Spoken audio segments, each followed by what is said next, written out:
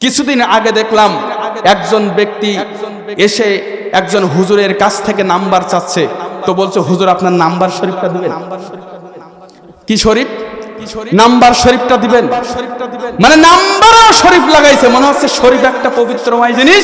তা বলছে হুজুর আপনার নাম্বার শরীফটা যদি একটু দিতেন। মানে তারা মনে করছে হুজুরের নাম্বারও পবিত্র, ঠিক কিনা? ঠিক একইভাবে আমাদের সমাজে আজকে চালু হয়েছে রওজা শরীফ, ওরস শরীফ, আজমির শরীফ, বাগদাদি শরীফ, দেওয়ানবাগির শরীফ। শরীফ চলে না? তো আল্লাহ বলছেন ইন্নানি আনাল্লাহ, আমি হচ্ছি আল্লাহ, খবরদার লা ইলাহা ইল্লা আনাম, আমি ছাড়া পৃথিবীতে আর কোনো রব নেই, ইলাহা নেই।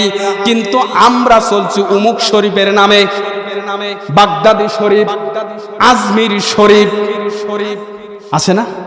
এই শরীফে আমাদের জীবন শেষ করে এই হচ্ছে নাম নিতে হবে কার? আল্লাহ।